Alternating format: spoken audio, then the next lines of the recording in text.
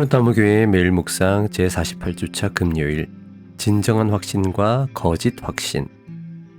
내가 하나님의 아들의 이름을 믿는 너희에게 이것을 쓰는 것은 너희로 하여금 너희에게 영생이 있음을 알게 하려 함이라. 오늘은 요한 1서를 살펴봅니다.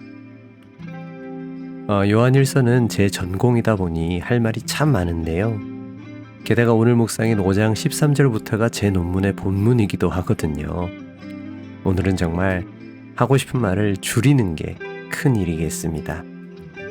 우선 보내는 사람과 받는 사람부터 체크해야겠죠? 근데 요한일서는 누가 누구에게 썼는지 구체적으로 나오지 않습니다.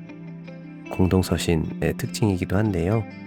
그런데 요한일서를 보면 요한복음과 매우 비슷합니다.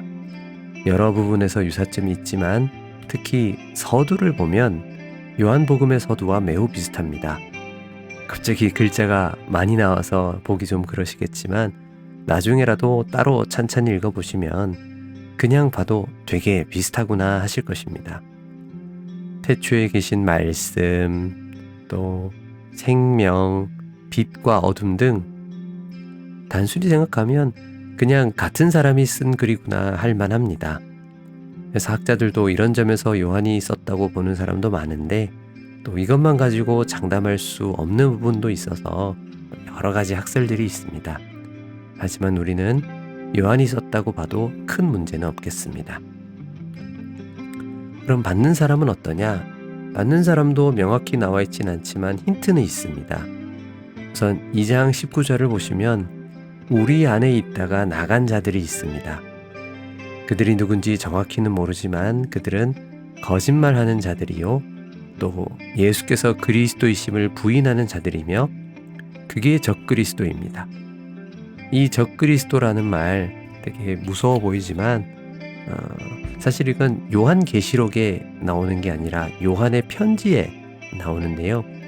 적그리스도는 사람들이 막 상상하는 것처럼 뭐 이런저런 그런 사람들이 아니라 이미 요한의 시대에도 있었던 요한 공동체 안에 있었지만 예수께서 그리스도이심을 부인하면서 떨어져 나간 사람들입니다. 바로 이런 사람들 때문에 미혹에 빠질 수도 있는 어려운 상황에 놓인 이들에게 보낸 편지가 바로 요한일서인 것입니다. 그러면 이런 미혹에 빠지지 않으려면 어떻게 해야 될까요? 그 이야기는 요한일서를 찬찬히 읽어보시면 알 수 있으니 시간 되실 때 읽어보시는 걸 추천합니다. 요한일서는 길지 않으니까요. 조금만 시간 내셔도 처음부터 끝까지 충분히 읽으실 수 있을 것입니다. 다만 오늘은 묵상 본문인 5장 13절을 보겠습니다. 여기를 보시면 요한은 이미 하나님의 아들의 이름을 믿는 사람들에게 이 편지를 씁니다. 예수를 믿어도 미혹에 빠질 수 있는 거예요. 오늘날도 신천지니 뭐니 이단들이 얼마나 많나요? 또는 이단에 빠지지 않아도 정통교회에 다닌다고 하면서도 삶 속에서 전혀 기쁨 없이 사는 사람들이 얼마나 많은가요? 그런 우리에게 요한은 너희로 하여금 너희에게 영생이 있음을 알게 하려 한다고 합니다. 그러니까 다르게 말하면 우리에게 영생이 있다는 사실을 몰라서 문제라는 겁니다. 이것은 단순히 뭐 아는데요? 한다고 다가 아닙니다.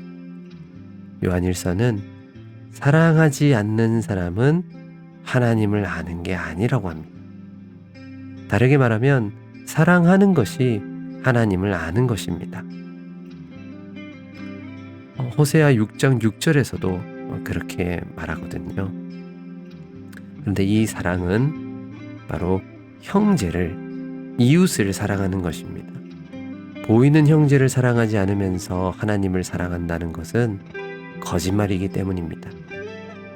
그러니 여러분, 서로 사랑하는 것이 하나님을 사랑하는 것이며 그것이 하나님을 아는 것이기에 서로 사랑할 때 우리는 우리 안에 영생이 있다는 사실을 알게 됩니다.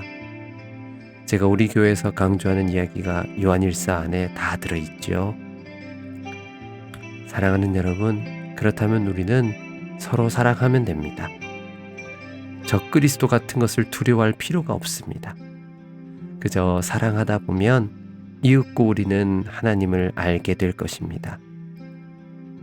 그 하나님을 아는 지식을 통해 거짓말하는 자들에게 미혹당하지 않고 하나님과 그 아들 예수 안에 거하며 기쁨으로 충만한 우리가 되기를 바라면서 함께 기도하겠습니다.